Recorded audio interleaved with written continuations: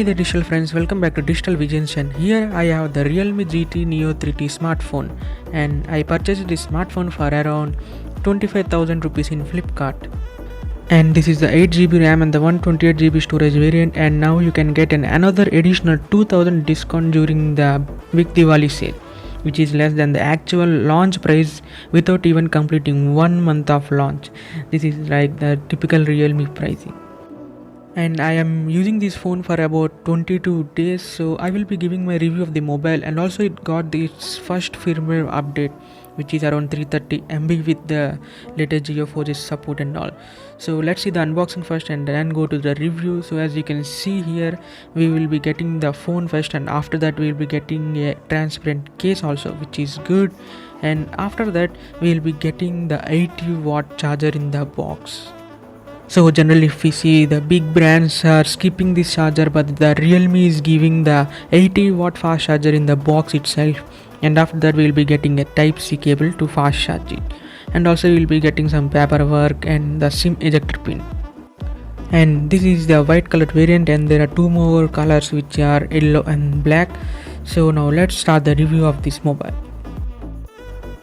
As for the build quality, it has a plastic frame and the plastic back with a matte finish on the back, and it feels kinda smooth, not like the fully matte. The back also has some checkers kind of design which we can see during the light only, and it looks cool. The front is a Gorilla Glass 5 and the display is a Full HD Plus AMOLED with HDR10 and 120Hz refresh rate. The peak brightness is around 1300 nits, which is good if you are using the phone in a direct sunlight, as it is a Realme device, and it also have an AMOLED screen, so it comes with an in-screen fingerprint sensor which is fast. So this display is an 8-bit display instead of a 10-bit display, where other competitive models are coming with a 10-bit display. So usually 10-bit display displays more colors compared to the 8-bit display, but here if you see the difference between my Nothing phone and the Realme mobile, which is a 10-bit and the 8-bit displays, so you barely see any kind of difference. Moreover, it also has a stereo speakers, and the stereo separation is also good. Both the speakers are loud, and I didn't face any kind of problems while watching YouTube. And also the haptics are good, but they should have done it better. The back of the phone has 3 cameras. The main one is a 64 megapixel camera, and it doesn't have optical image stabilization. So if you're taking night shots, you might see some kind of shakiness. And as you can see, here are some sample pictures which are shot using the Realme GT Neo 3T. The colors of the pictures taken are like boosted, like you can use them in the social media directly without any kind of editing. The HDR is also very good, but sometimes the photos are like over sharp. The next is the 8 megapixel ultra wide, which is okay, followed by the 2 megapixel macro camera. It also have a 16 megapixel front camera, which is okay, as Realme does the color boosting in almost every lens. So this is the Full HD video with 60 frames per second with the electronic image stabilization turned on, and we can't use this stabilization in 4K 60 FPS, so we can only use it in 1080p videos, and it's limited to that. And so this is a 1080p video with the stabilization turned off, and as you can see here, we can zoom in the video when the stabilization is turned off. So this is first time I'm seeing in a mobile that during the stabilization can't zoom in the video. So comment down below how is the video quality.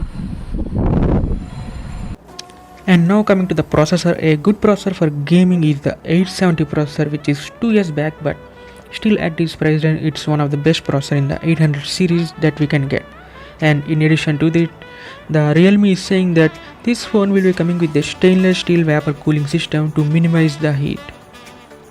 As it's a good processor and also the flagship processor, there are no kind of lags while in daily usage. There are no kind of issues, and even the UI is smooth. So let me show you the gameplay of the Call of Duty.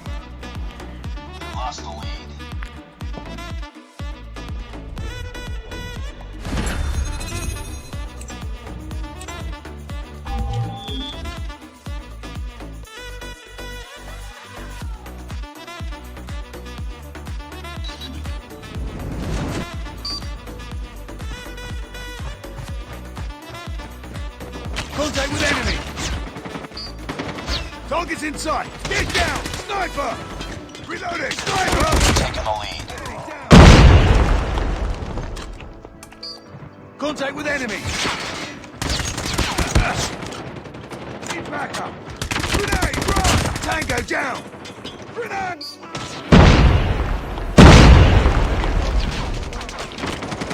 UAV recon standing by. Repeat, UAV recon is standing. UAV recon ready for deployment.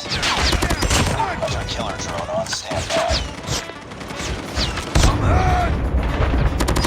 Predator missile on standby. Repeat, UAV recon is standing by. Contact with enemy. Need backup. And it's a 5G phone with 12 5G bands and all India bands are supported, and they have also rolled out the Geo 5G support, so 5G won't be a big issue in this phone. The software is a Realme UI 3 with Android 12, and it will get another 2 updates that are Android 13 and 14, where Android 13 beta starts this month as per company, and there are some small bugs but they can be fixed in the OTA update. The UI is smooth with the 120Hz refresh rate, and also it comes with some bloatware apps in which some apps can be removed and where some Realme apps can't be removed, and because of that we might be seeing some ads. The phone comes with a 5000 mAh battery and the 80 watt super dart fast charging, which charges it in less than 30 minutes. And with the new update the battery can increase, and I suggest you to make a note of that. And also sometimes the charging disconnects, and many people complain that with the new update almost all the Realme devices, not only the Realme GT Neo 3T, the older devices like the 9 Pro etc., also facing the same issue. So if you're also facing this issue, comment down below. And other than this, 80 watt charging is very good and it charges very quickly, and I got a screen on time of around 5 to 6 hours, and this is before the update, and after the update it's like a little bit less. Hope they improve with the next update. So now coming to the conclusion, the phone is starting at 21,000, and which is 2,000 less than the first sale price, and without even completing a month of release. So I think at this price you can go for it if you're looking for a gaming mobile at less cost, and even if you don't use camera much, I mean for the normal photos it is good, but don't expect a high level photography from this phone. It's a good 5G phone with okayish build quality, and also the 5000 mAh battery. The battery life is good compared to the other phones, and it also got the 80 watt fast charger in the box, which many brands are skipping. So this is what I felt using the phone for around 22 days now. So that's all for the video guys. Thank you for watching this video and subscribe.